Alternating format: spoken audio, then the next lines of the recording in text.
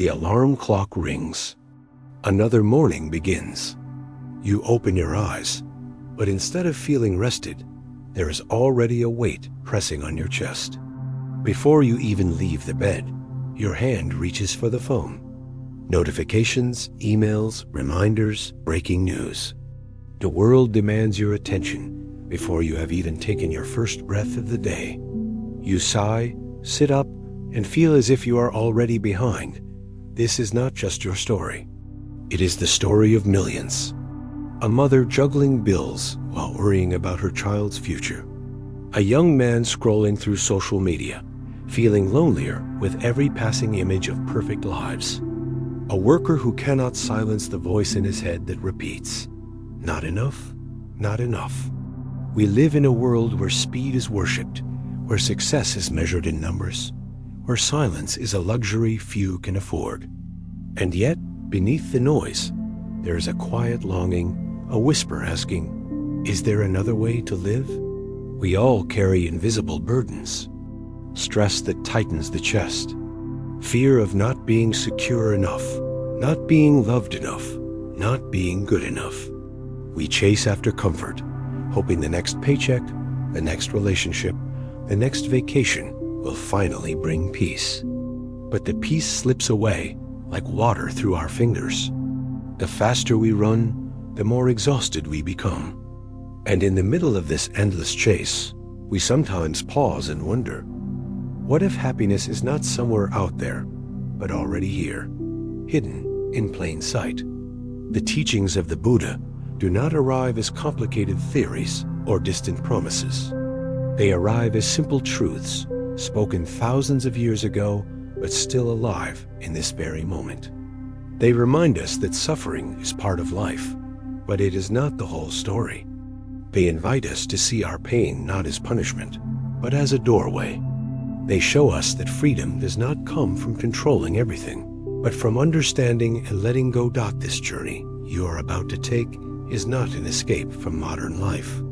It is a return to clarity, to presence, to the part of yourself that is not broken by stress, not consumed by fear, not trapped by endless desire. Across these hours together, we will walk through the struggles you already know: money, relationships, loneliness, anger, purpose, and we will gently uncover the timeless wisdom hidden inside them. Imagine sitting with a trusted friend, someone who truly listens. There is no rush, no judgment, just stories, images, and gentle reminders that you are not alone.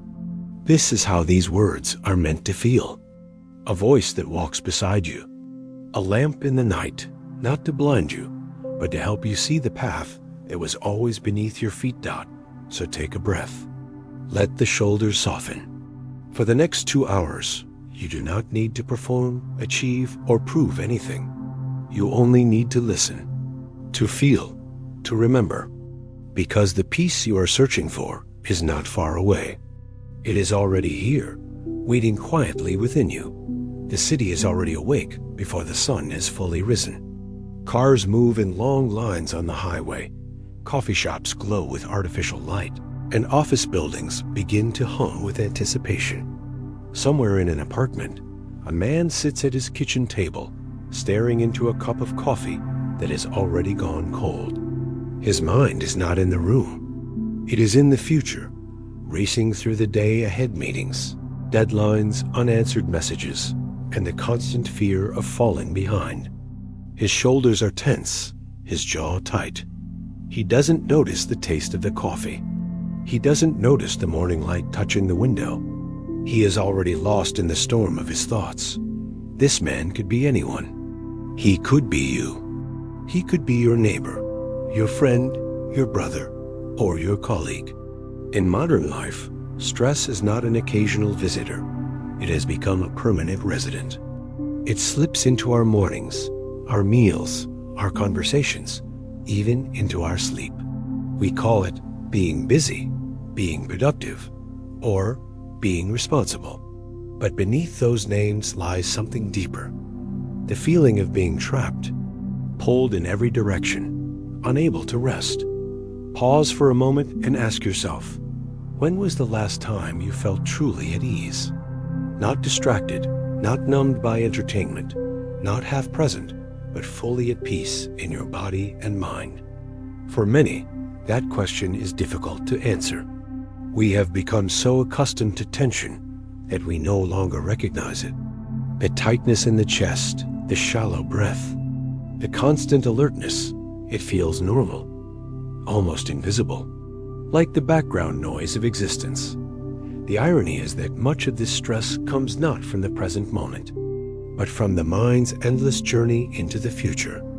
The mind whispers, "What if I fail? What if I lose my job? What if I can't pay the bills? What if they think less of me?" These thoughts pile upon one another, layer after layer, until they form a mountain that feels impossible to climb. And yet, when we look closely, we realize that this mountain is made not of solid rock, but of clouds of fear, clouds of projection, clouds of imagination. The Buddha once described this condition as carrying a second arrow. The first arrow is the difficulty itself, a problem at work, a financial challenge, a conflict with a loved one. The second arrow is what we add to it, the worry, the rumination, the endless replaying of scenarios in our head. Often, the second arrow hurts far more than the first. We cannot always control the first arrow, but we can choose whether or not to shoot ourselves with the second. Imagine for a moment a woman driving home from work. The traffic is heavy. Horns blare. She feels her heart racing, her palms sweating. In that moment, she is not just experiencing traffic. She is experiencing her mind's story about it. I will be late again. They will be angry. Why is this city so broken? Why can't people drive better? Each thought fuels the fire. The stress is no longer about the cars on the road. It is about the storm inside her. The outer traffic may last an hour, but the inner traffic can last all night. Now, imagine a different response. Same traffic, same cars, same horns. But instead of spiraling into resistance, she takes one conscious breath. She notices the tension in her shoulders and softens them. She places her hand gently on the steering wheel and reminds herself, this is the moment I am in. Fighting it will not move the cars faster. Slowly, she begins to feel the shift. The noise is still there. The delay is still real, but the suffering begins to loosen. This is not passivity. It is wisdom. It is the recognition that peace does not depend on circumstances, but on a relationship with them. This is the heart of what the Buddha meant by balance. Life is filled with fire's responsibilities, challenges, uncertainties. We are called to engage, to act, to give our energy. Yet if we burn without awareness, we collapse into ashes. The teaching is not to extinguish the fire, but to pair it with the coolness of clarity. To act fully, but without grasping. To work with passion, but without losing the ground beneath our feet. As one Zen master once said, let your heart be like a flame, but let your gaze be like dead ashes.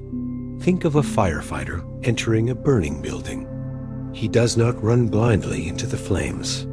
He trains, he prepares, he breathes steadily, and he moves with discipline. His courage is not reckless. It is balanced.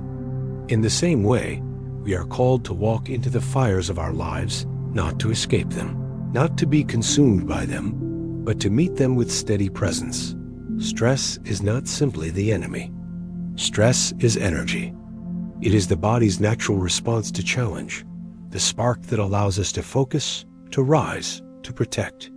But when unbalanced, when multiplied by our thoughts, it becomes poison. The task is not to eliminate stress, but to learn how to hold it, how to ride its wave without drowning. Like bamboo in the storm, we bend, but we do not break. And here lies the first doorway, awareness. To notice the breath, to notice the stories we tell ourselves, to notice when we are carrying the second arrow. Awareness itself is the beginning of freedom. You cannot free yourself from from a prison you do not see. But once you see the bars, you can begin to loosen their hold. Picture a young father at home after work. He wants to play with his child, but his mind is still in the office. He nods and smiles, but inside he is rereading the email from his boss, planning tomorrow's tasks, worrying about the bills stacked on the counter. His child laughs, holding out a toy, but he barely hears it. This is the silent tragedy of stress. It steals the present moment. It robs us of the very life we are trying so hard to secure. Why do we live this way? Part of the answer is cultural. We are raised in a world that celebrates busyness as virtue. How are you? Someone asks. We answer, busy. It is almost a badge of honor, proof that we matter, that we are productive, that our lives are full. Yet beneath this badge hides exhaustion, anxiety, and often despair. We run so fast that we forget why we started running in the first place. Asterisk, another reason is fear. Fear that if we slow down, we will fall behind. Fear that if we rest, the world will leave us. Fear that if we are not constantly achieving, we will lose our worth. But here is the paradox.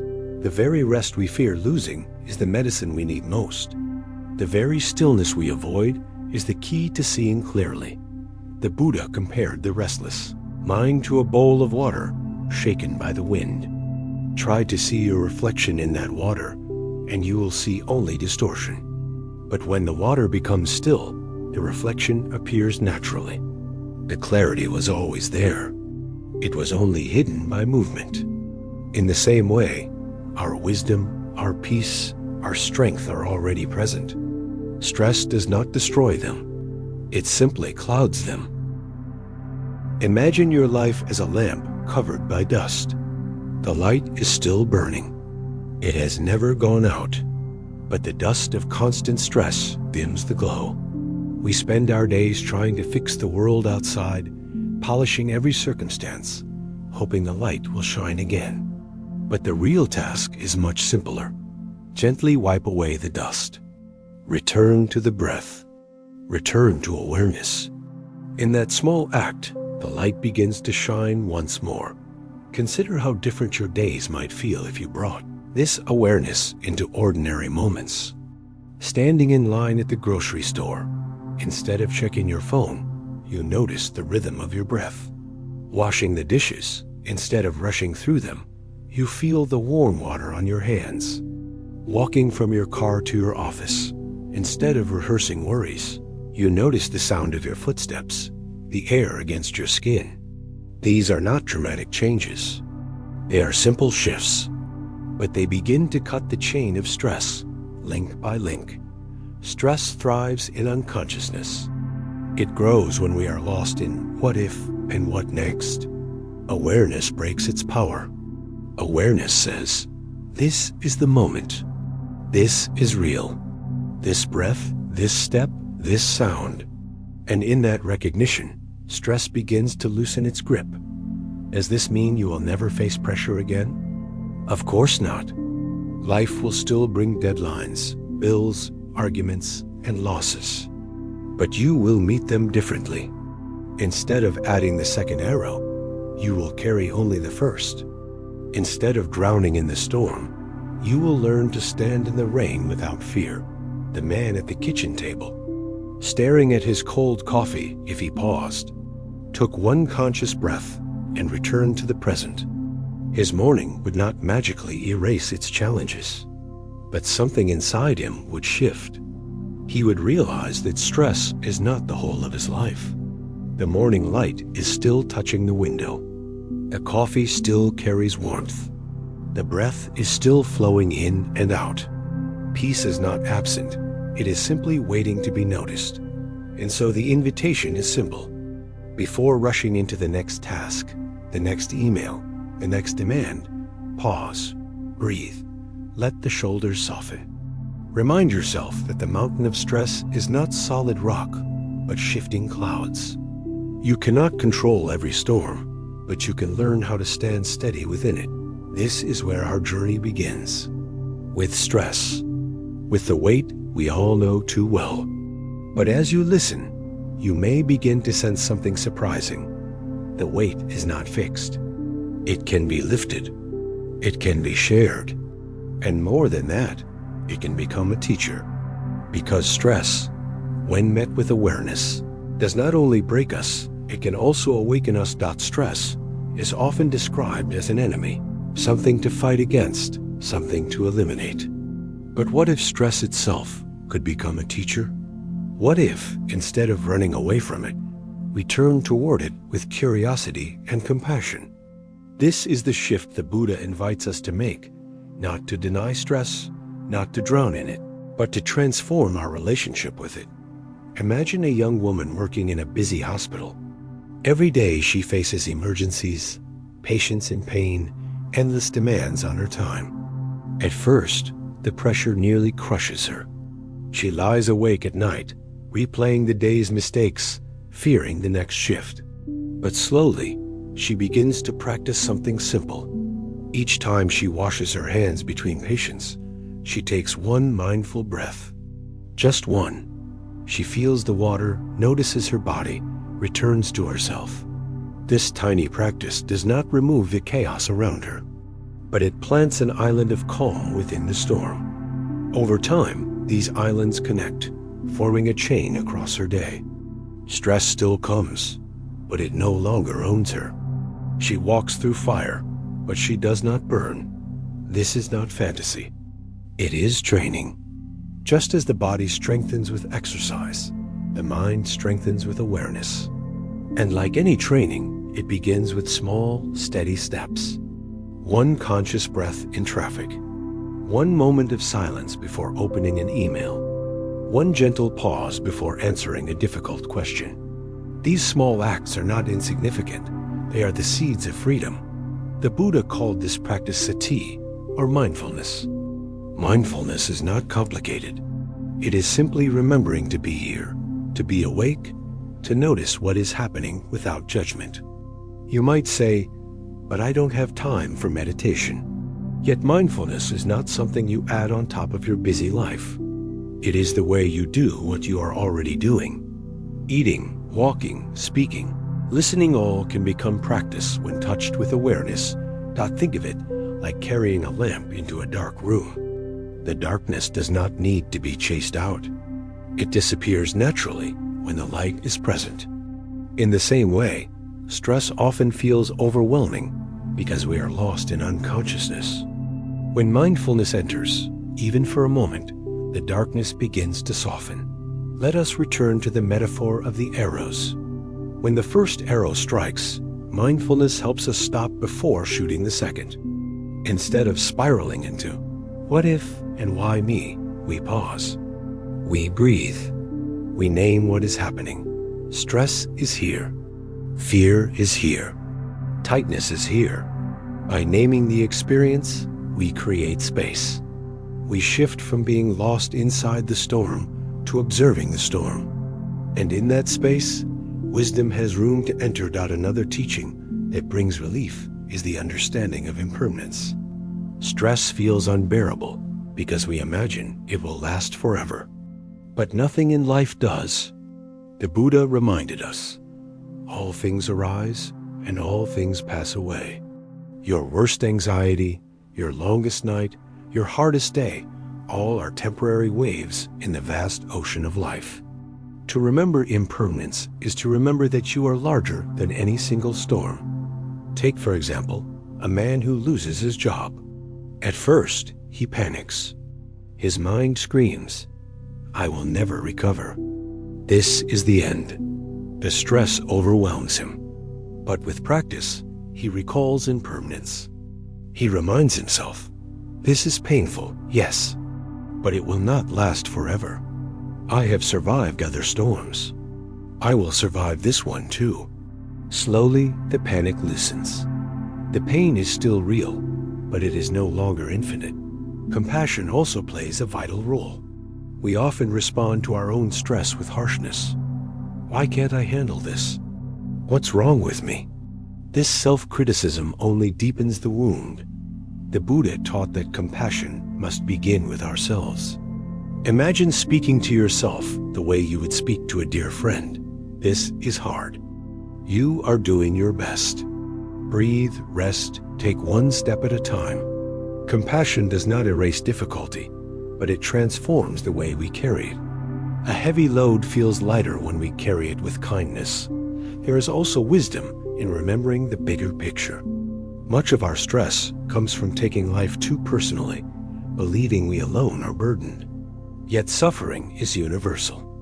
Every person you pass on the street carries hidden battles.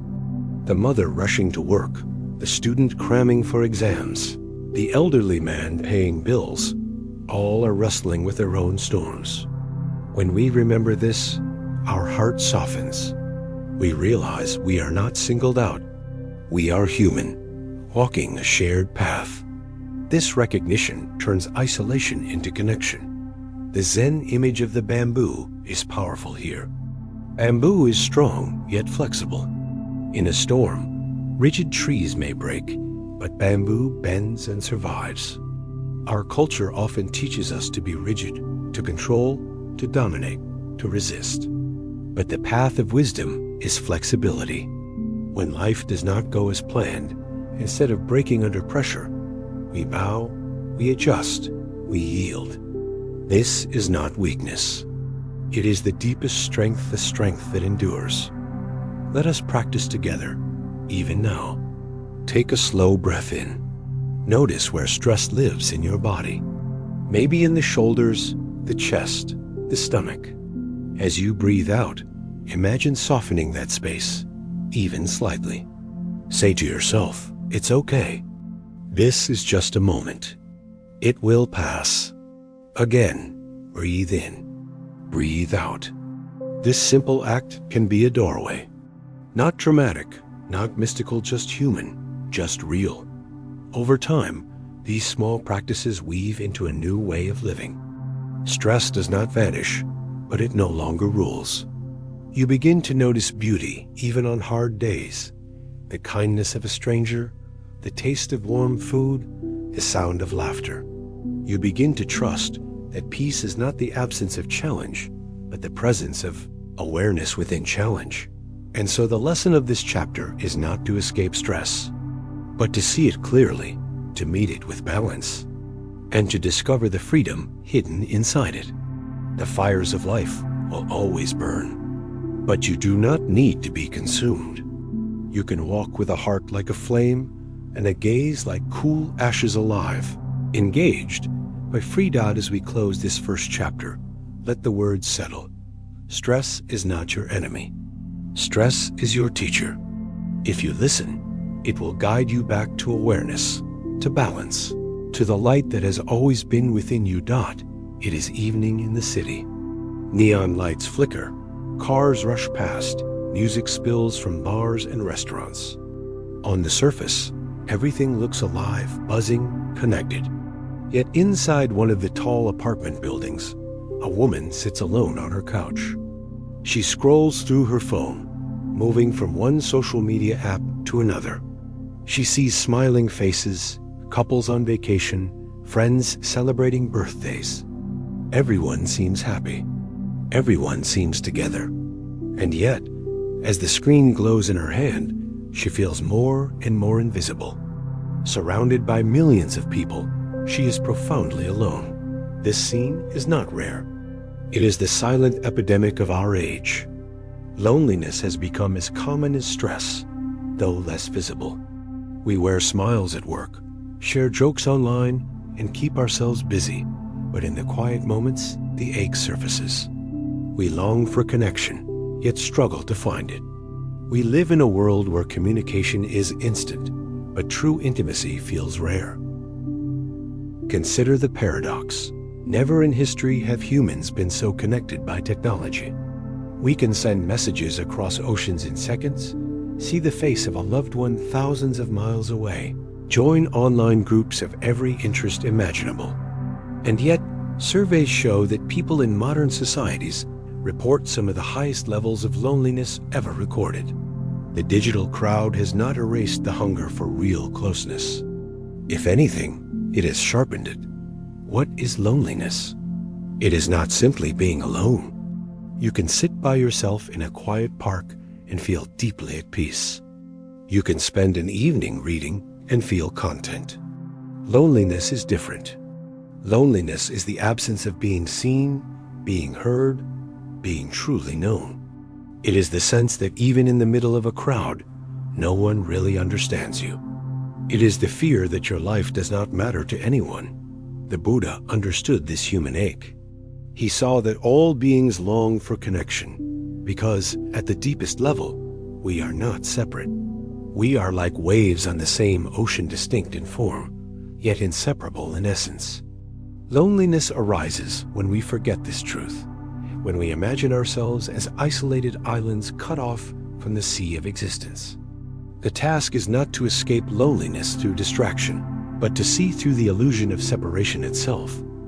Imagine a man sitting in a cafe, surrounded by strangers. At first, he feels awkward, out of place, as if everyone else belongs, and he does not. But then he pauses and looks around. He notices the barista rushing to serve drinks, the couple whispering at the table, the students studying for exams. He realizes each person carries their own fears, hopes, and struggles. He remembers, they too want to be happy. They too want to be free from pain. In that moment, his heart softens. He is no longer an isolated island. He is part of the ocean again. The loneliness begins to shift into connection. Loneliness is not only emotional, it is physical. Studies show that prolonged loneliness can increase stress hormones, weaken the immune system, and even shorten lifespan. Our bodies are wired for connection. When we lack it, we suffer. But here is the hope. Just as loneliness can harm us, genuine connection can heal us. A single moment of kindness, a single conversation where we feel truly heard, can change the entire texture of a day. Let us picture another scene. A teenager comes home from school, feeling invisible among his classmates. He hides in his room, drowning in the glow of his screen. His parent knocks softly, sits beside him, and simply listens. No judgment, no advice, just presence. For the first time all day, the boy feels seen. His body relaxes, his eyes fill with tears, and a weight lifts. This is the power of connection. Not grand gestures, not constant chatter, but simple presence. The Buddha taught that true connection begins with recognizing the treasure within. We often look outward, hoping others will fill the emptiness inside us. We chase friendships, relationships, approval, thinking they will erase loneliness. But if we do not recognize our own worth, no amount of external attention will satisfy. As one teacher said, "Open your own treasure house, and you will find it has always been yours." This does not mean we should live without others. It means that connection with others becomes authentic only when it grows from self-recognition.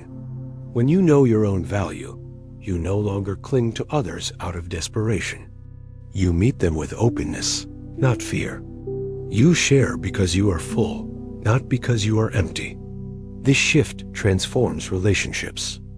Instead of using others as shields against loneliness, you invite them into the light you already carry. Yet loneliness is persistent. Even those surrounded by family and friends can feel it. This is why the Buddha emphasized the practice of compassion, not only for others, but for ourselves. When loneliness appears, instead of saying, "Something is wrong with me," we can say, "This is the human condition." Many feel this. I am not alone in my aloneness.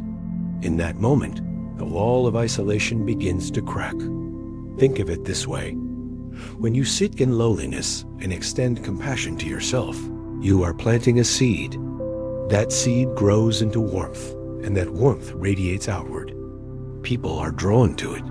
Connection begins to blossom naturally. You do not force it. You simply allow it.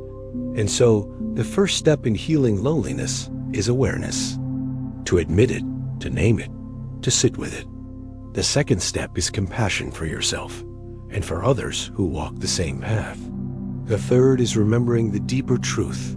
You are not separate. You are part of the vast ocean of life. The waves may feel alone, but the water has always been one dot. As we pause here, let the words echo gently. Loneliness is not proof that something is missing within you. It is proof that you are human. And within that humanity lies the doorway to connection, to compassion, to belonging. We have seen how loneliness can appear, even in the middle of a crowd. The question now is, how do we heal it? How do we transform the ache of disconnection into the warmth of belonging? The Buddha's teachings offer gentle but profound answers, rooted not in abstract philosophy, but in lived experience. The first practice is mindful presence. Loneliness often grows when we are caught in the story that no one sees us, no one understands us. Yet sometimes the truth is that we are not fully present with ourselves or with others. Imagine sitting with a friend, but checking your phone every few minutes. Even though you are physically together, the connection feels thin. Now imagine putting the phone away, meeting their eyes, and listening deeply. In that moment, something shifts.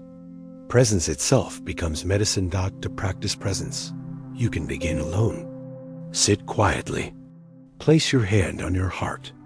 Breathe slowly. Notice the rise and fall of your chest. Say softly to yourself, I am here. I see you. I am listening. At first, it may feel strange, even uncomfortable. But over time, this simple ritual builds an inner companionship. You learn that you are never truly abandoned because you are learning to be present for yourself. From this ground, presence with others becomes natural.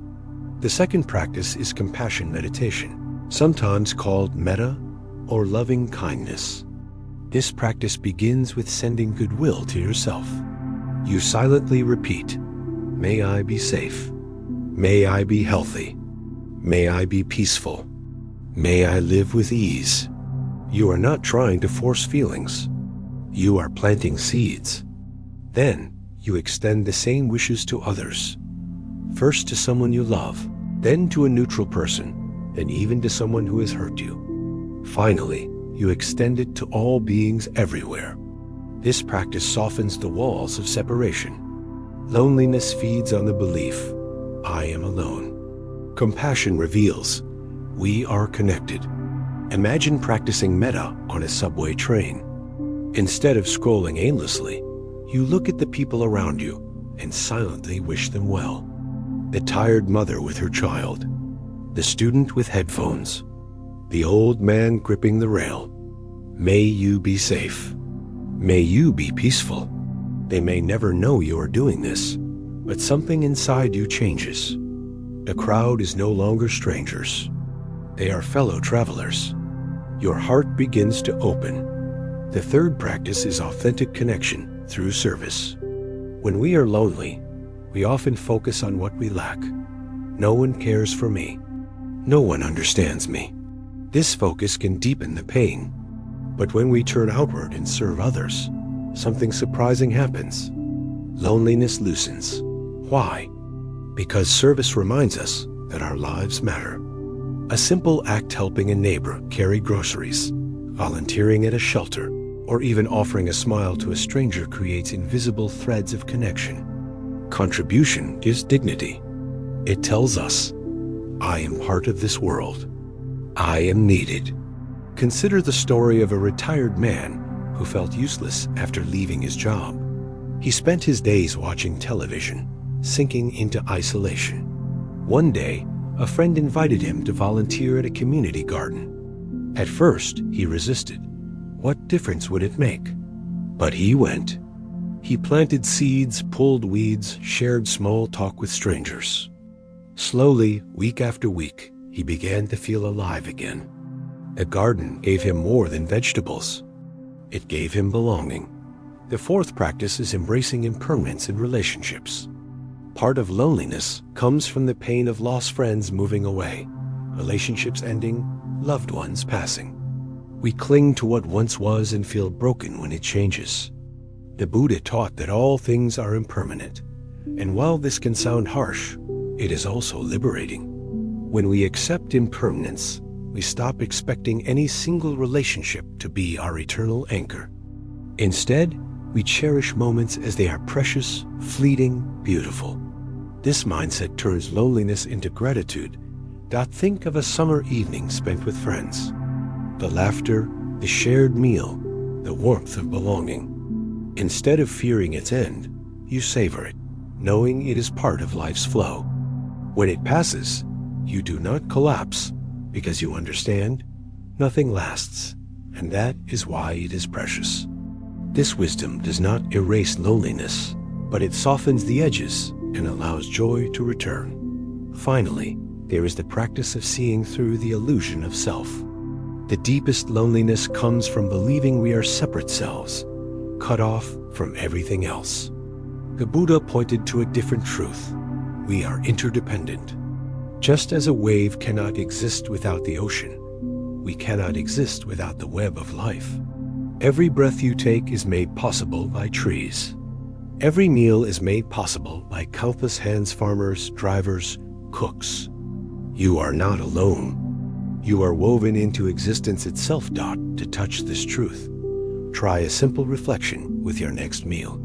Hold a piece of bread in your hand. Imagine the soil, the rain, the sun that nourished the wheat. Imagine the farmer who planted it, the mill that ground it, the baker who shaped it. Suddenly, this bread is not just food, it is connection. When you eat, you are not isolated. You are part of a vast, living network. This realization transforms the ache of loneliness into the wonder of belonging. And so, the path through loneliness is not about filling a void with endless noise or clinging desperately to others. It is about cultivating presence, compassion, service, gratitude, and wisdom. It is about remembering that while loneliness may visit, it does not define you. Beneath it, there is always connection to yourself, to others, to life itself. As we close this chapter, remember the image of the ocean. The waves rise and fall, appearing separate, but they have never been apart from the water. In the same way, you may feel alone at times, but you have never been cut off from the fabric of existence. You belong. You always have. You always will. The first of the month arrives. The paycheck comes in. For a brief moment, relief washes over you. Bills can be paid. Groceries can be bought. Perhaps even a small treat at dinner out, a new gadget, a little something to reward yourself for all the hard work. But within days, sometimes hours, the relief fades. Rent, utilities, car payments, insurance, credit card debt. One by one, they swallow the paycheck until almost nothing remains. And then the cycle begins again. Waiting, working, worrying. This is a familiar story across the modern world. Many wake up every morning already running, chasing money not out of greed, but out of necessity. The cost of living rises, wages often stagnate, and the pressure to make it feels relentless. Even those who earn enough still feel the quiet anxiety that it might not last. A medical bill, an accident, a job loss, and the ground could vanish beneath them. Money promises security, but often delivers stress. It promises freedom, but often becomes a chain. We tell ourselves, just a little more, and then I'll relax. Just one more promotion, one more raise, one more investment. But the finish line keeps moving. Each time we reach what once seemed enough, the mind whispers, not yet, more. This is the essence of the trap. Desire does not end with fulfillment, it grows. Modern psychology calls it the hedonic treadmill. We run faster and faster, but remain in the same place. The new phone excites us for a week, then becomes ordinary. The bigger house feels thrilling at first, but soon needs more furniture, more maintenance, more upgrades. The luxury vacation brings joy, But as soon as it ends, we are already planning the next escape. The wheel keeps spinning, and we keep chasing. The Buddha described this wheel thousands of years ago. He called it tanha, craving, thirst. It is not wrong to enjoy life's pleasures. But when enjoyment turns into clinging, sweetness turns to poison. Imagine honey laced with a hidden toxin. The taste delights, but the craving for more slowly destroys. This is the danger of desire without wisdom. Consider a young professional working in a corporate office. She earns well, but every time she scrolls social media, she sees friends buying bigger homes, driving newer cars, wearing more expensive clothes. Suddenly, what she has feels insufficient. Her salary, once enough, now feels small. She stays late at the office, sacrificing sleep and health to chase the next promotion. When it arrives, she celebrates for a moment, then sets her eyes on the next rung of the ladder. Years pass, yet satisfaction never comes. We can see the same pattern in consumer culture. Advertisements surround us, whispering, "You are not enough until you own this. Your life is incomplete without that." The message is not just about products, it is about identity. We begin to equate self-worth with possessions, success with status. And so the trap tightens. The more we chase, the more hollow we feel. But pause here. Ask yourself, has there ever been a moment when you truly felt complete? Perhaps sitting by a campfire, surrounded by friends. Perhaps watching your child sleep peacefully. Perhaps standing at the edge of the ocean, humbled by its vastness. In those moments, desire paused. You were not chasing, not comparing, not calculating. You were simply present. And in that presence, you tasted freedom. This is the wisdom the Buddha offered. Contentment is not found in acquiring more, but in awakening to what is already here. He did not say we must reject all pleasures. He said we must hold them lightly, to taste the honey without becoming enslaved by it, to enjoy without clinging. Think of a musician playing a beautiful melody. If she grasps too tightly at each note, she cannot continue. The music flows only because she lets go, moment by moment. Life is the same. The joy of money, comfort, success is real, but only when we release it as it passes, not when we cling to it as if it could last forever. The first step out of the trap is awareness. To notice when the mind whispers, "Just one more." To pause and ask, "Will this truly satisfy me, or will it only create another hunger?" This simple question can interrupt the cycle. It does not mean we stop working, stop earning, or stop enjoying life. It means we step off the treadmill, can begin to walk with clarity. Let us imagine a man at the mall. He sees a pair of expensive shoes. For a moment, he feels the urge. If I buy these, I'll look better, feel better, be respected. But he pauses. He breathes. He remembers the last time he bought something similar, how quickly the thrill faded. He asks himself, do I really need this? Or am I trying to fill a hole that things cannot fill? In that pause, the craving loses its grip. He may still buy the shoes, or he may walk away. The freedom is not in the choice itself, but in the clarity that preceded it.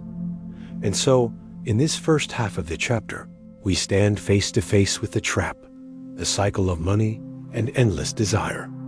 We see how it seduces, how it drains, how it keeps us running without rest. But we also see glimpses of another way, a way not of denial, but of balance. A way of enjoying without clinging, of working without being consumed, of holding wealth with wisdom rather than fear got as we prepare to continue. Carry this image with you. Life is like a cup of water. If you clutch it too tightly, it spills. If you hold it gently, it rests easily in your hand. The same is true of money, desire, and pleasure. Held with greed, they bring suffering. Held with wisdom, they can nourish. The trap of money and endless desire is powerful because it appeals to something very human. the longing to feel safe, valued, and complete. We believe that more possessions, more wealth, more success will fill that longing. But the Buddha's wisdom offers a radical reminder. Completeness is not something to be purchased, but something to be discovered within. The first step in freedom is seeing clearly. The Buddha often compared craving to a mirage in the desert. From a distance, it looks like water. We chase it, thirsty and desperate. But when we arrive, there is nothing there. Desire works the same way. The new car, the promotion, the luxury trip, they glimmer like salvation. And when we reach them, the satisfaction fades, leaving us thirsty again. Awareness allows us to recognize the mirage for what it is. This does not mean we cannot enjoy pleasures. It means we no longer mistake them for lasting fulfillment. One practical way to cultivate this awareness is through mindful consumption. Before buying something, pause and ask, why do I want this? Is it for comfort, or is it to impress? Will it nourish me, or will it only feed the craving? This small pause is powerful. It transforms shopping from an unconscious reaction into a conscious choice. Even if you still decide to buy, the purchase comes from clarity, not compulsion. The second step is gratitude. Craving thrives on what is missing. Gratitude flourishes in what is present.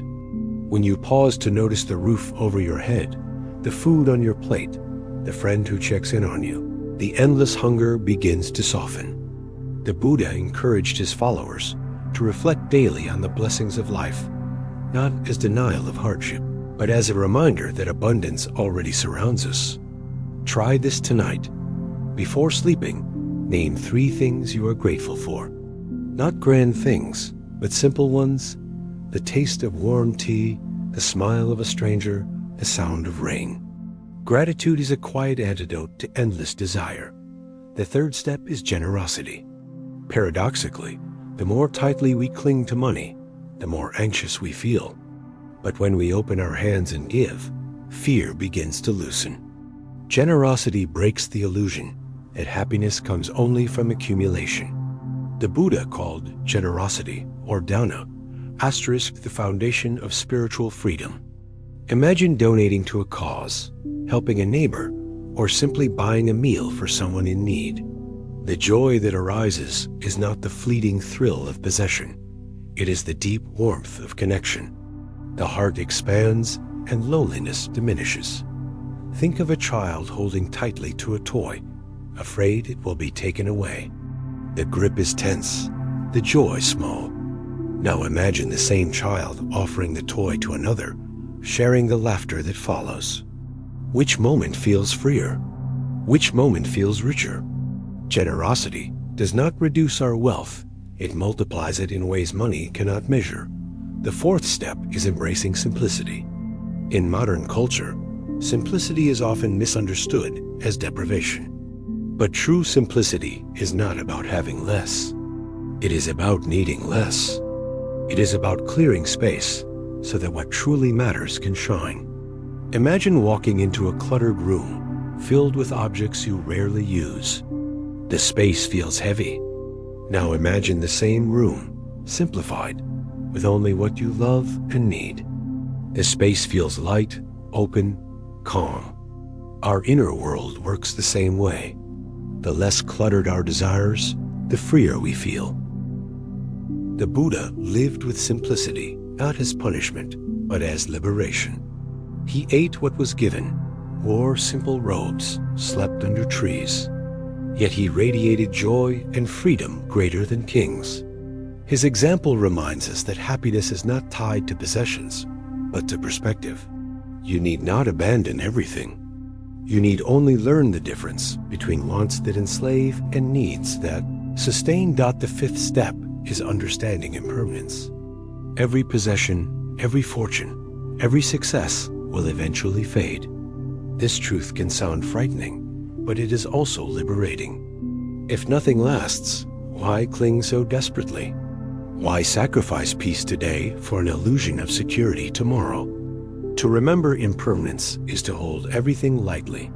Money, status, even our bodies. We can care for them, use them wisely, but we do not make them our identity. In this likeness, freedom appears. Consider a wealthy merchant who loses half his fortune in a fire. At first, he despairs. His mind screams, everything is ruined. But then he recalls impermanence. He realizes that nothing, not even his wealth, was ever truly his to keep. Slowly, he shifts his focus. He rebuilds, yes, but he also discovers gratitude for what remains: his family, his health, his capacity to begin again. The fire, though painful, becomes a teacher of freedom. Finally, the sixth step is discovering the treasure within. The Buddha often said, "Be a lamp unto yourself." We spend years searching outward for completion, yet the light we seek is already burning in our own hearts. When you sit in silence, breathe, and simply rest in awareness, you begin to taste this truth. The restless hunger quiets.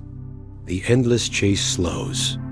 You realize that while pleasures come and go, the capacity to be at peace is always here, waiting within you. Try this simple meditation. Sit comfortably. Close your eyes. Imagine that beneath all your desires, beneath all your fears, there is a still pool of water. Rest your attention on that stillness. Each thought that arises is like a leaf on the surface. Acknowledge it and let it float away. With patience, the water clears. In that clarity, you glimpse something profound. You are never lacking. The treasure has always been within. And so, the way out of the trap is not to reject money or pleasure, but to transform our relationship with them. To enjoy without clinging, to earn without being consumed, to hold wealth with generosity, and to rest in the treasure of awareness. This is the middle path, not indulgence, not denial, but balance. As we close this chapter, carry this reminder: the world will continue to tempt you with promises of happiness through more. But you have the freedom to step off the treadmill. You have the freedom to taste life without being enslaved by it. And when you do, you will discover a joy far deeper than any possession can offer, the joy of a heart that is free. Love is perhaps the most powerful force in human life. It can lift us higher than we ever dreamed possible, and it can also bring us to our knees in pain. Think of the songs we sing, the movies we make, the poems we write. So much of our culture revolves around the ecstasy and agony of love. We crave connection, intimacy, and belonging. Yet within that craving lies a hidden danger. Attachment. Picture a young couple in the early days of their relationship. Every text message feels like sunlight. Every touch feels electric. The world seems brighter, more alive, more meaningful. They believe they have found the one, and in that belief, they cling tightly. But then, as time passes, cracks begin to appear. Misunderstandings arise. Jealousy creeps in. The very love that once brought joy begins to cause suffering. Why? Because love, when bound by attachment, becomes fragile. Attachment whispers, "You must stay with me forever, or I cannot be whole." It says, "You must act the way I expect, or I will suffer." It demands certainty in a world that is always changing. And when the beloved inevitably changes, or when circumstances shift, pain follows. Consider the story of a man whose partner suddenly leaves him. At first, he feels shattered. His nights are sleepless, his days filled with despair. He replays every memory, every conversation, trying to understand what went wrong. His mind insists, "I cannot live without her. My life is over." This is the voice of attachment, the belief that our happiness depends entirely on another person, that without them, we are incomplete. The Buddha saw this clearly. He taught that love without wisdom can become a chain. But love with wisdom, what he called metta, or loving kindness, is boundless. Loving kindness does not cling. It does not demand the possession. It simply wishes well. May you be happy. May you be peaceful. May you be free. When love is rooted in kindness rather than attachment, it liberates instead of enslaves. Yet this is not easy. To love without clinging goes against much of what we have been taught. Our culture often portrays love as possession. You are mine. I am yours forever. But impermanence, the law of change, does not bow to such declarations. People grow. Circumstances shift. Even the deepest bonds eventually end through separation or death. If our love is built only on attachment, then loss becomes unbearable.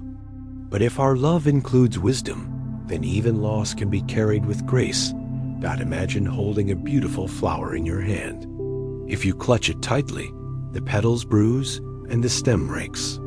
But if you hold it gently, it rests easily in your palm. You can enjoy its fragrance, its color, its delicate beauty. And when the time comes for it to wither, you let it go without hatred, knowing it was never yours to keep. This is the difference between attachment and true love. We see this truth not only in romance, but in all relationships between parent and child, between friends, even between us and our own dreams. A mother loves her child fiercely, but if she clings too tightly, demanding the child remain the same forever, both suffer. The child grows, changes, seeks independence, and the mother feels abandoned. But if she loves with wisdom, she celebrates the child's growth, even when it means letting go. Loss is unavoidable. Death will eventually take every relationship we hold dear. To deny this truth is to guarantee suffering. The Buddha did not shy away from this reality. He taught that the pain of loss is natural, but the despair that destroys us comes from resistance. When we accept impermanence, grief still hurts, but it no longer crushes us. We can mourn deeply and yet honor the love we shared. Carrying it forward is strength rather than shame. Think of the image of a clay pot. We buy it, use it, cherish it, and eventually it cracks. If we expected it to last forever, we feel betrayed. But if we always knew it was fragile, we appreciate it fully while it lasts. Human love is the same. Every relationship is a clay pot, beautiful, useful, precious, but temporary. To love with this awareness is not to diminish love, but to deepen it. We no longer take it for granted. We no longer cling desperately. We savor, we respect, we release. Attachment also hides in the fear of being alone. Many people stay in relationships not out of love, but out of terror of loneliness. They cling even when the bond has turned toxic, believing any connection is better than none. But loneliness cannot be cured by unhealthy attachment. It can only be transformed by learning to befriend ourselves. As long as we see ourselves as empty, we will demand that others fill us. But when we discover our own treasure within, love becomes sharing instead of grasping. Imagine a woman who has just gone through a painful breakup. For weeks, she cries, feeling hollow. At first, she tries to distract herself with noise parties, shopping, endless scrolling. But the emptiness remains. Finally, she sits quietly and allows the pain to be. She breathes. She places her hand on her heart and whispers, "I am here for you." Slowly, she begins to taste a new kind of love, not from another person, but from within. And in that self-compassion, she grows strong enough to love again, not from fear, but from fullness. This is where the teaching of non-attachment becomes transformative. It does not tell us to abandon love, but to love more freely. To love without clinging. To love without demanding permanence in a world of change. To love with gratitude for the moment, instead of despair over its impermanence. Asterisk as we close this first part of the chapter, remember the image of the shattered container. When it breaks, the water does not disappear, it spreads everywhere. In the same way, when attachment shatters, love does not vanish. It becomes wider, deeper, more expansive. It flows beyond possession into compassion for all beings. If the first half of this chapter showed the pain of love, bound by attachment, the second half points toward freedom, how we can love fully without being consumed, how we can carry loss without collapsing.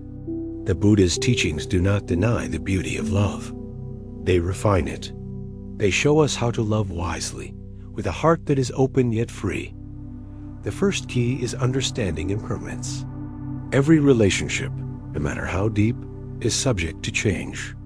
People grow older, circumstances shift, emotions rise and fall. When we deny this truth, we cling desperately. But when we accept it, love becomes more precious. Imagine holding your partner's hand and knowing that this moment will never come again in exactly the same way. Instead of taking it for granted, you cherish it. Instead of demanding forever, you whisper, "Thank you for now." This wisdom transforms grief as well. When someone we love dies, the pain is sharp. But alongside the sorrow, gratitude can arise. How fortunate I was to share life with them. How beautiful that our paths crossed. Instead of seeing loss only as robbery, we see it as part of the natural rhythm of existence. The second key is releasing the illusion of possession. Love easily slips into ownership. You are mine. I am yours. But no person can ever belong to another. When we try to possess, we shrink the vastness of love into a cage. Real love does not say, "I own you." Real love says, "I see you. I honor your freedom. I rejoice in your happiness, even when it is not tied to me." This is what the Buddha called apika, equanimity in love. Think of parents watching their child leave for college. If they cling, they suffer, wishing the child could remain small forever. But if they love wisely, they celebrate the child's independence, even while feeling the ache of separation. Their love expands from possession to blessing. The third key is cultivating compassion. Love without compassion is fragile, easily bruised by disappointment. But when compassion enters, even conflict can become a teacher. Imagine a couple in argument. One partner feels unheard, the other feels criticized. The usual pattern is to defend, to attack, to protect the ego. But what if instead each paused and remembered, this person like me suffers. This person like me wants to be happy. Suddenly the walls soften. The argument becomes not a battlefield, but an opportunity to understand each other more deeply. Compassion does not erase difficulty, but it changes the way we hold it. The fourth key is self-love and inner fullness. The deepest attachment often arises from a sense of lack. I need you to complete me. But no other person can complete us. At best, they can walk beside us. True freedom begins when we discover our own wholeness. This does not mean isolation. It means that our relationships are no longer fueled by desperation, but by abundance. We share love because we are already full, not because we are empty. A simple practice here is to sit quietly, place a hand over your heart, and repeat, I am enough. I am worthy of love. I am whole. At first, these words may feel unnatural, but with repetition, they sink deeper, planting seeds of self-acceptance. Over time, you discover that the well of love within you never runs dry. The fifth key is transforming heartbreak into awakening. When a relationship ends, the pain can feel unbearable. But heartbreak, if met with awareness, can open doors we never imagined. The Buddha compared suffering to a crack in the heart through which light can enter. In loss, we learn impermanence not as theory, but as lived truth. In sorrow, we discover compassion for all beings who grieve. In emptiness, we glimpse the freedom that comes when we no longer cling. Consider someone who has lost a partner after many years. At first, the grief is overwhelming, but as they sit with the pain, they begin to notice its depth is equal to the depth of their love. The sorrow is not proof that love was meaningless. It is proof that love was real. And over time, that sorrow softens into gratitude, into compassion for others, walking the same path, into a heart that is both broken and more open than before. The sixth key is expanding love beyond the personal. When we free love from attachment, it naturally grows beyond one person or one relationship. It becomes what the Buddha called boundless love, a wish for the happiness of all beings. This does not diminish personal love. On the contrary, it enriches it. A partner who practices loving kindness toward all is more patient, more generous, more forgiving. A parent who extends compassion to strangers becomes an even more nurturing guide for their child. To practice this, try the meditation of loving kindness. Begin with someone you love deeply. May you be happy. May you be safe. Then extend it to yourself. May I be peaceful. Then to a friend, a stranger, even to someone who has hurt you. Finally, let it radiate outward. May all beings everywhere be free from suffering. With time, this practice reshapes the heart. Love expands, attachment loosens, freedom grows. And so, love, loss, and attachment are not enemies to be fought, but teachers to be understood. Love shows us our longing for connection. Loss shows us the truth of impermanence. Attachment shows us where we cling. Together, they guide us toward a wiser, freer love that embraces without grasping, that grieves without despairing, that celebrates without possessing. As we close this chapter, imagine love as a bird in your hand. If you grip too tightly, it cannot breathe. If you open your palm completely, it may fly away. But if you hold it gently, it rests with you, free yet close, cherished yet unbound. This is the love the Buddha invites us to cultivate. A love that is strong enough to let go, wise enough to embrace change, and vast enough to include not just one person, but all beings. It begins with a few sharp words, maybe from a boss at work, pointing out your mistakes in front of others. Maybe from a partner, during an argument, saying something that cuts deep. Maybe from a stranger online, hiding behind a screen, typing insults you cannot forget. The moment the words land, your body reacts. The chest tightens. The jaw hardens. The mind races. How dare they? Who do they think they are? In an instant, anger ignites, fierce and consuming. This is the fire of anger. At times, it feels righteous. At times, it feels protective, as though without it, we would be weak, vulnerable, or disrespected. But look closely. When anger burns, who suffers most? The one who spoke the harsh words, or the one who carries them like poison in the heart? Imagine a man criticized by his supervisor in a meeting. His face flushes, his pulse quickens. For hours afterward, he replays the scene in his mind, crafting comebacks he wishes he had said, imagining revenge, feeling humiliation.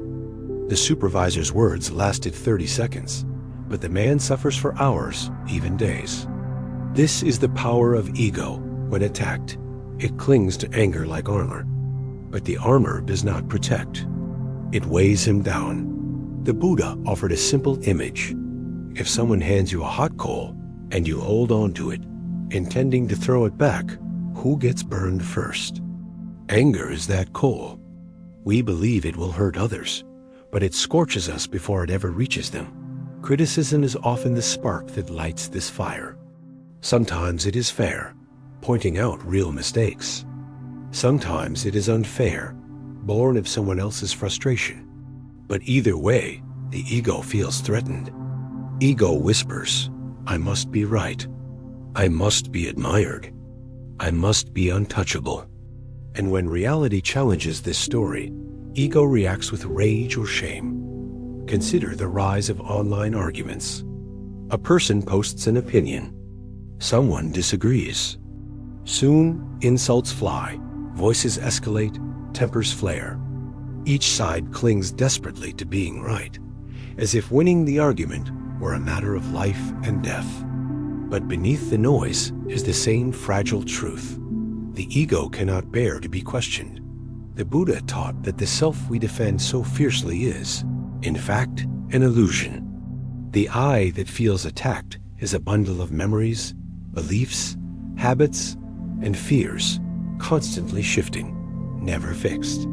To realize this is to loosen anger's grip. When the insult comes, we can ask, who exactly is being attacked? This story I tell about myself?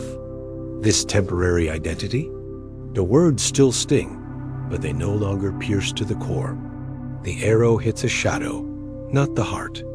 Imagine two scenarios.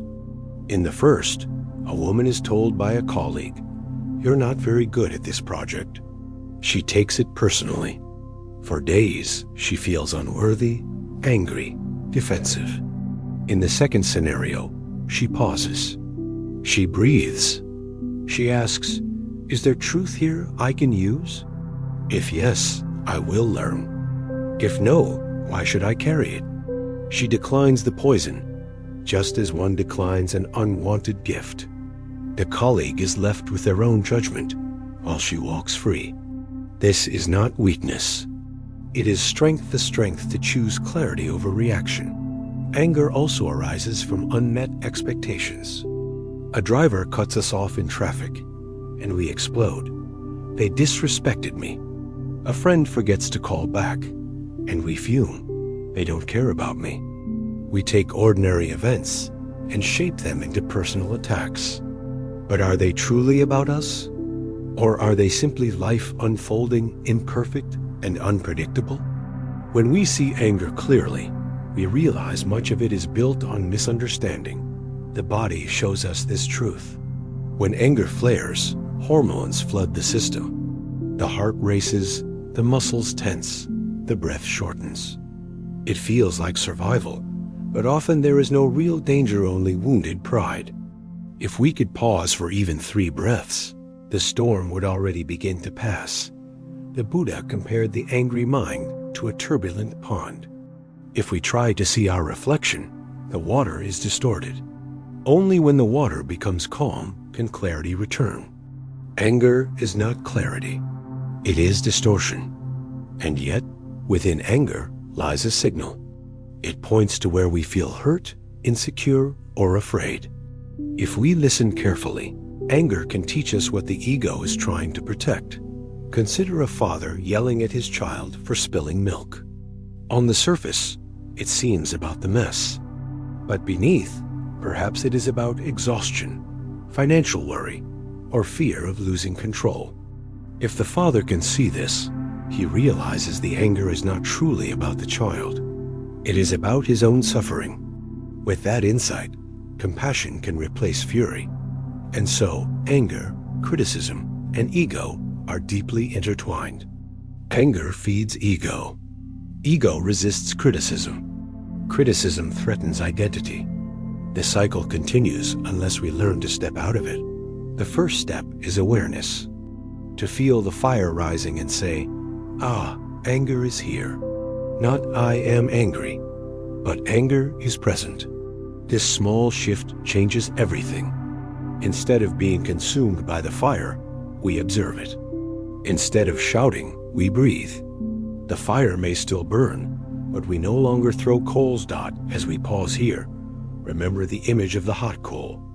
Every time you choose to hold it, you burn yourself. Every time you choose to let it drop, you free yourself. The insult, the criticism, the sharp words, they may sting for a moment, but you do not have to carry them. You can let them fall, and in that letting go, the ego softens, and peace returns. If anger is fire, then wisdom is cool water. If ego is a heavy armor, then humility is the gentle hand that helps us lay it down.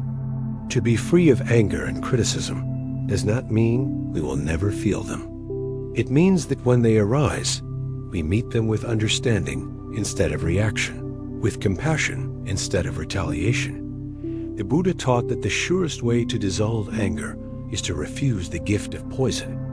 Imagine someone handing you a wrapped package filled with thorns. If you accept it, you bleed. If you set it down, the thorns remain with the giver. In the same way, when someone hurls insults or criticism, you have a choice. You can grasp their words, replay them endlessly, pierce yourself again and again. Or you can decline to carry them, leaving the burden where it began. This is not denial. It is clarity. A practical way to do this is to pause and ask, is there truth here? If yes, receive it as medicine, even if bitter. If no, let it pass. This transforms criticism from enemy into teacher. Instead of fueling ego, it sharpens wisdom. The second practice is humility. Ego is a fragile construct, always demanding to be right, admired, and unchallenged. But humility reminds us, we are all learners. To admit mistakes does not weaken us. It frees us. Imagine a manager who, after a heated argument, says to her team, I was wrong. I spoke harshly. I'm sorry. In that moment, her authority does not crumble, it deepens. People trust humility more than pride. That humility also protects us from unnecessary anger. When someone criticizes us, ego wants to fight back. How dare you question me? But humility replies, perhaps they see something I missed. Perhaps there is room to grow. Instead of fire, there is openness. Instead of conflict, there is dialogue. The third practice is compassion, both for ourselves and for others. When we are criticized, the mind often attacks itself. I am worthless. I am a failure. This self-directed anger wounds more deeply than the original words. Compassion interrupts this cycle. It says gently, this is painful, but I am still human, still worthy of love. To speak to ourselves with kindness is not indulgence. It is survival. Compassion for others also dissolves anger. When someone lashes out, it often comes from their own suffering. A harsh boss may be under pressure from above. A rude stranger may be carrying unseen grief. If we can see their pain, anger softens into empathy. This does not excuse cruelty, but it frees us from adding more hatred to the world. The fourth practice is mindful breathing. Anger is fast. It demands reaction now. Breathing is slow. It creates space. The next time you feel rage rising, pause for 3 breaths. Notice the heat in your body. With each exhale, imagine releasing a little of that fire. Often, those 3 breaths are enough to prevent words or actions we would later regret. The breath becomes a bridge back to clarity. The fifth practice is reframing insults as opportunities. Instead of asking, why are they attacking me? Ask, what can I learn here? Even unfair criticism can teach patience. Even cruel words can reveal the strength of our own heart. The great masters often said that enemies are some of our best teachers because they expose the ego's weak spots. Without them, we might never see where we still cling. Consider the story of a monk who was constantly insulted by villagers. Instead of reacting, he silently thanked them. When asked why, he replied, "They are polishing away my pride. Each insult is a whetstone sharpening my patience." Such radical humility is not easy, but it points to freedom. The sixth practice is expanding the sense of self. Ego is small. It says, "This is me. That is you. Protect me at all costs." But wisdom sees the bigger picture. We are not isolated selves. We are interconnected beings. The insult aimed at me is like wind blowing against the ocean. The ocean is too vast to be disturbed by a single gust. When we identify not only with our fragile ego, but with the vastness of life itself, anger loses its target. Finally, the seventh practice is forgiveness. To forgive does not mean to forget or to allow harm. It means to release the hold anger has on our heart. Holding grudges is like drinking poison and expecting the other person to suffer. Forgiveness sets us free. It says, I will not carry this weight any longer. Sometimes forgiveness is for others. Often it is for ourselves, for the times we failed, for the words we regret, for the moments we fell short. Imagine carrying a heavy backpack filled with stones. Each stone is a grudge, a criticism, an old wound. Day after day, you struggle under its weight. Forgiveness is not pretending the stones were never there. It is choosing to put them down. And when you do, the relief is immediate. The world feels lighter. You walk more freely, and so anger, criticism, and ego need not define us. They are fires that can either consume or illuminate. With awareness, humility, compassion, and forgiveness, we transform them into teachers. Instead of scars, they leave wisdom. Instead of chains, they open doors.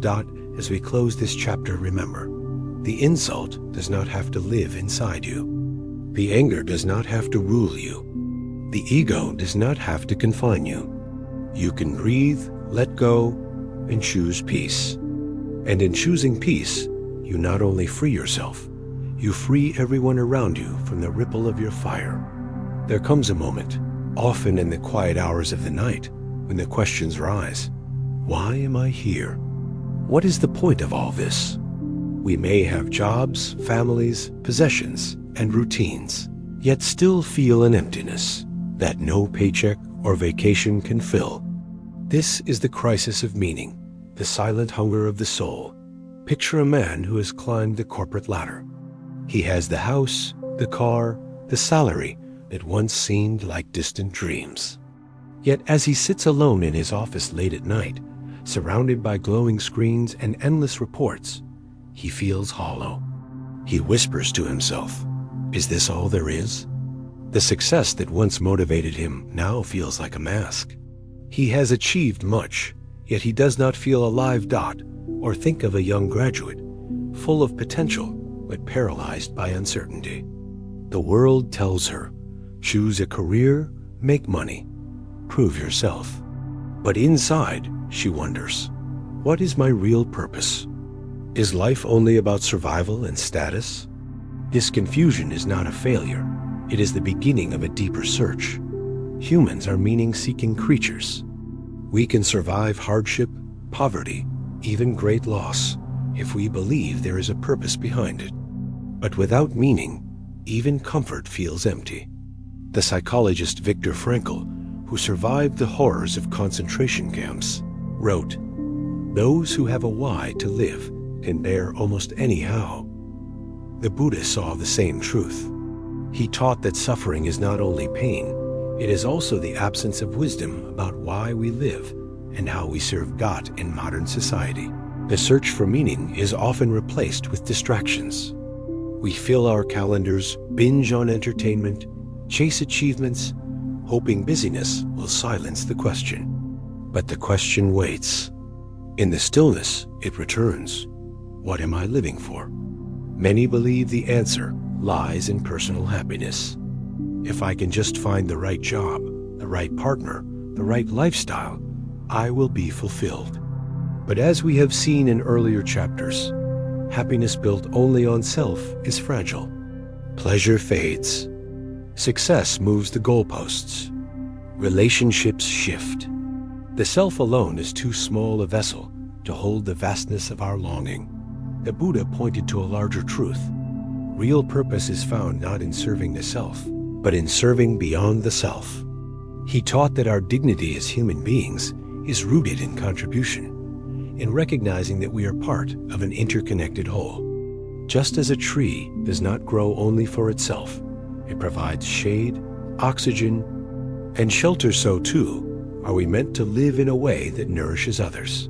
Imagine a teacher in a modest school, earning little, working long hours. On the surface, her life may not seem glamorous, but every day she touches young lives, planting seeds of curiosity, kindness, and courage. Years later, her students will carry those seeds into the world, shaping communities, families, and futures. Her purpose is not measured in wealth, but in impact. And because of that, she feels deeply alive. Purpose beyond the self can take many forms. For some, it is raising children with love. For others, it is creating art that inspires. For others still, it is building communities, protecting nature, or simply showing kindness in everyday encounters.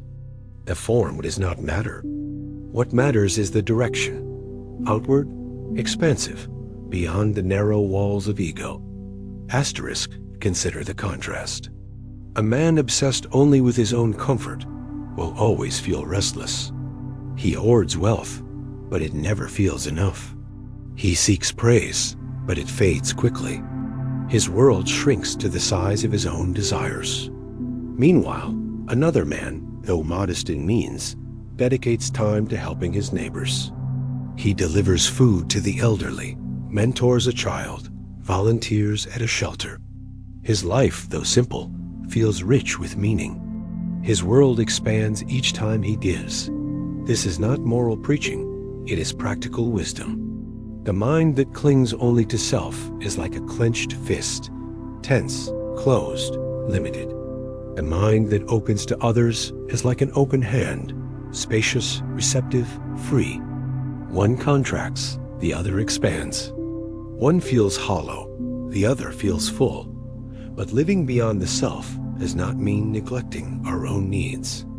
The Buddha taught the middle path, a balance between care for ourselves and care for others. If we exhaust ourselves in service without rest, we burn out. If we focus only inward, we stagnate. True purpose arises when self-care and contribution walk hand in hand. Like two wings of a bird, wisdom and compassion, we need both to soar. Let us pause here with a simple reflection. Think of a moment when you helped someone not for reward, not for recognition, but simply out of kindness. Maybe you held a door open, listened to a friend in pain, or offered food to someone in need. How did it feel? For many, those small acts carry more warmth than even great personal achievements. Why? Because in that moment, you stepped beyond the self and touched the larger fabric of life. And so, the crisis of meaning is not a curse. It is an invitation to shift from self-centered living to life as contribution. From asking, what can I get? To asking, what can I give? From shrinking into ego to expanding into compassion. As this chapter unfolds, we will explore how to find and nurture such purpose. For now, hold this image.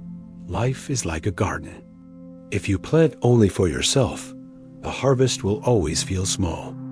But if you plant for others, for community, for future generations, the garden becomes abundant, overflowing, alive.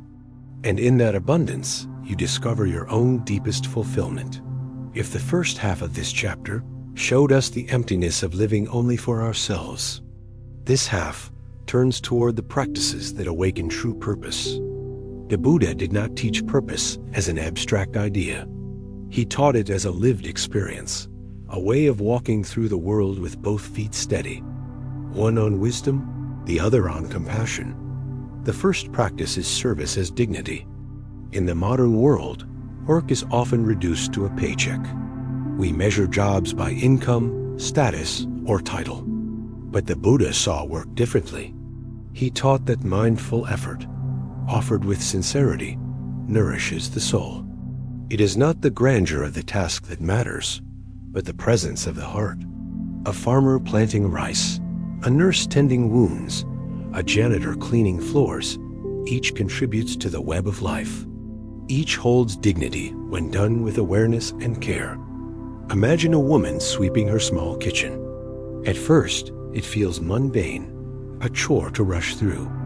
But then she remembers, this is my offering to my family, to myself, to the space I live in. She sweeps with mindfulness, with gratitude. The floor becomes clean, but more importantly, her heart becomes light. Purpose is not only in grand achievements. It is in the way we show up for even the smallest acts. The second practice is the middle path. Many seekers believe purpose requires extreme sacrifice, working endlessly, denying rest, pushing the body and mind to exhaustion. Others believe purpose is indulgence, chasing pleasure, avoiding hardship, living only for comfort. Both lead to imbalance. The Buddha rejected extremes. He spoke of the middle path, where discipline and kindness walk together. Purpose does not require burning ourselves out, nor does it mean ignoring our responsibilities.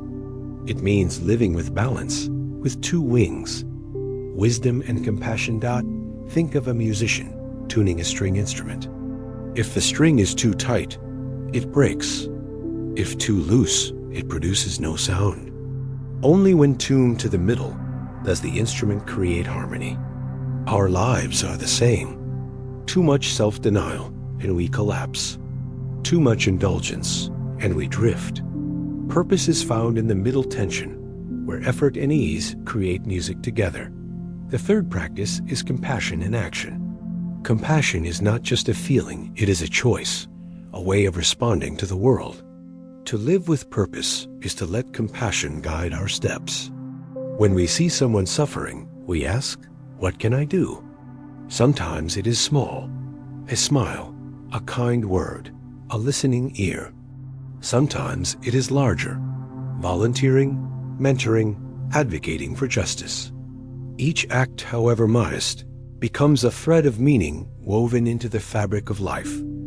Consider a man commuting home after a long day. He sees a homeless person on the street. He feels the impulse to look away. He is tired. He has his own problems.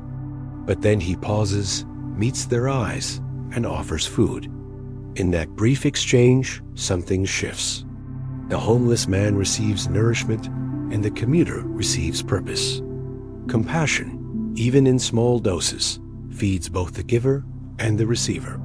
The fourth practice is living with wisdom. Compassion without wisdom can become blind sacrifice. Wisdom without compassion can become cold detachment. Purpose requires both. Wisdom reminds us of impermanence, that every success, every possession, every life is temporary. This insight prevents us from clinging too tightly to outcomes. It allows us to serve with openness, without demanding control.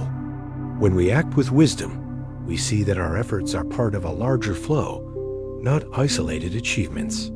Imagine planting a tree. You may never sit in its shade. You may never taste its fruit. But wisdom tells you the act itself is meaningful because it contributes to the whole. Compassion moved you to plant. Wisdom helps you release the need to own the result. Together, they create freedom.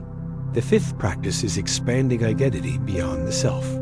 Much suffering arises because we see ourselves as small, separate individuals. But the Buddha taught interbeing. We exist only in relationship with everything else. The air we breathe, the food we eat, the people we meet, our lives are woven into theirs. Purpose awakens when we expand our sense of self to include others. Then, service is no longer a duty. It is natural, like the heart beating or the lungs breathing. Picture a mother bird feeding her chicks. She does not ask, "What's in it for me?" Her care flows naturally because she does not see herself as separate from her young. In the same way, when we expand our identity to include community, planet, humanity, service becomes effortless. We act not out of obligation, but out of recognition. Your well-being is my well-being. Your joy is my joy. The sixth practice is finding purpose in the present moment. Many believe purpose is a distant goal. One day, when I achieve this or that, I will finally matter. But purpose is not a destination. It is a way of being. Every breath, every act, every word can carry meaning when touched with awareness. Washing dishes, teaching a child, speaking kindly to a stranger, these are not distractions from purpose. They are purpose itself. This is the radical teaching of the Buddha. You do not need to wait to live meaningfully. You are living meaningfully now if you bring presence and compassion into this very moment. The future may hold larger achievements, but the present holds life itself. Finally, the seventh practice is trusting the inner lamp. The Buddha's last instruction to his disciples was, "Be a lamp unto yourselves." Purpose is not something others can hand to you. Teachers can guide, books can inspire, mentors can encourage. But the ultimate light must be your own. Within you is an intuition, a deep knowing, a voice that whispers, "This is the way." When you listen, when you trust it, your path unfolds naturally. It may not be glamorous. It may not impress the world, but it will feel alive, authentic, aligned. And that is the essence of purpose, not to live by someone else's map, but to light your own way, step by step, breath by breath. As we close this final chapter, let the words settle. Purpose is not found in chasing achievements or possessions. It is found in serving, in balancing, in loving, in waking up to the truth of interconnection. It is found in planting seeds you may never see grow, in choosing kindness when no one is watching, in listening to the quiet lamp within. And as you live this way, the question, "Why am I here?" dissolves. You no longer need an answer, because your life itself becomes the answer. The journey we have taken together has been long. We began in the restless mornings of stress, when even before coffee, we already felt behind. We walked through the crowded streets of loneliness, where the glow of the phone could not warm the ache of being unseen. We entered the cycle of money and desire, running faster and faster, yet never arriving. We explored the heights and heartbreaks of love, the sting of criticism, the fire of anger, and the heavy chains of ego. And at last, we searched for meaning, asking why we are here and what it means to live with purpose. Through every chapter, one thread has been constant, the Buddha's reminder that freedom is always possible. Not freedom from life, but freedom within life. Not escape from our struggles, but a new way of meeting them with awareness, compassion, and wisdom. Stress. As teacher, we learned that stress does not have to be our enemy. It is energy, raw and powerful, waiting to be transformed. Instead of shooting ourselves with the second arrow of worry, we can pause, breathe, and meet the moment as it is. Stress showed us the truth. The fire of life can burn us, or it can illuminate us, depending on how we hold it. Loneliness as doorway, we saw how loneliness, though painful, is not proof of our defect, but proof of our humanity. It reminds us that we long for connection because we are never truly separate. By practicing presence, compassion, and service, he discovered that even in solitude, we are not alone. Loneliness became not a prison, but a doorway, one that led us back to ourselves and outward to others. Desire as mirage, we stepped onto the treadmill of desire and saw how it never stops. More money, more success, more possessions, all shimmering like water in the desert, yet vanishing as soon as we reach them. The Buddha's wisdom showed us that we can taste life's sweetness without being poisoned by clinging. Through gratitude, generosity, and simplicity, we found that abundance is not measured in what we own, but in how lightly we hold.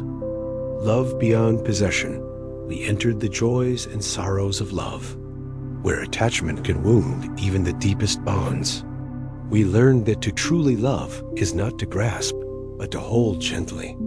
To see impermanence not as threat, but as teacher. To let heartbreak widen the heart instead of closing it.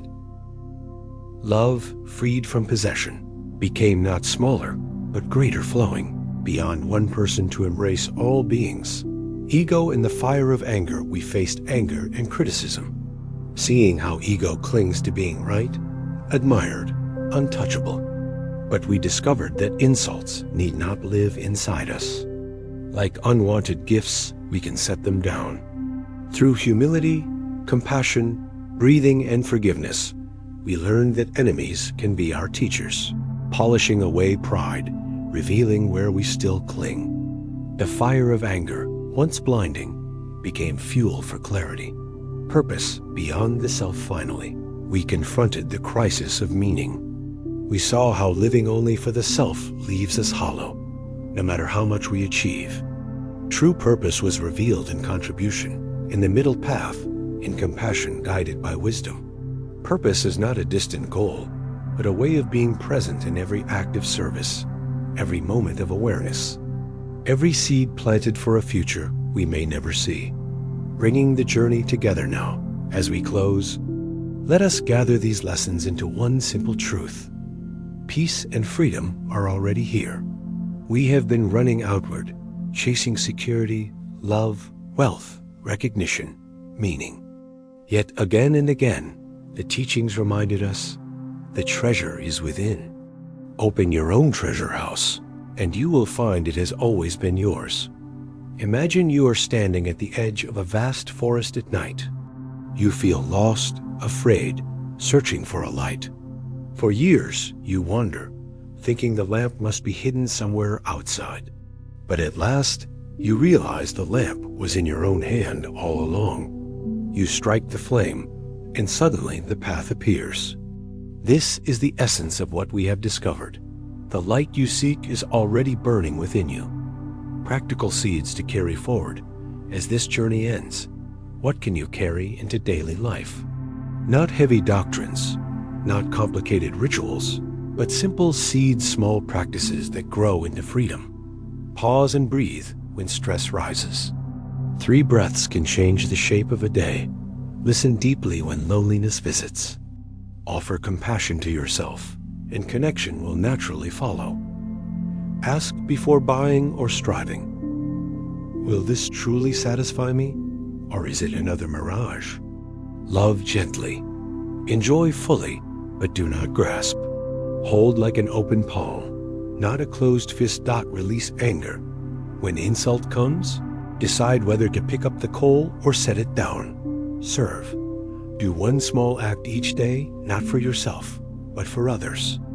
A kind word, a generous gesture, a quiet presence. Each of these is small, but like drops of water, they gather into a river. And that river carries you steadily toward freedom. The invitation: you do not need to transform your life overnight. You do not need to move to a monastery, abandon your work, or reject the world. The path is not about escape. It is about presence. It is about meeting your own life, your bills, your relationships, your challenges, with a new spirit. A spirit of balance, compassion, and awareness. Imagine sitting with a trusted friend by a fire. The night is quiet. You do not need to impress them, or defend yourself, or pretend. You simply sit together, breathing, sharing silence. That is how these teachings wish to stay with you, not as rules, but as a companion. A gentle reminder that you are not alone, that peace is possible, that meaning is within reach. A closing image at the end of his life. The Buddha told his disciples, "Be a lamp unto yourselves." Those words echo across centuries, across cultures, across languages. They reach you now in this moment. What do they mean? They mean that no teacher, no book, no voice, not even these words, can give you final peace. They can only point. The lamp itself is yours. The light itself has always been within God. So as this journey ends, pause. Take a breath. Feel the ground beneath you. Place a hand on your heart. Remember, you are already whole. You are already enough. The storms will still come. Stress, loneliness, desire, heartbreak, anger, doubt, they will visit. But now you know, they are not prisons, but teachers.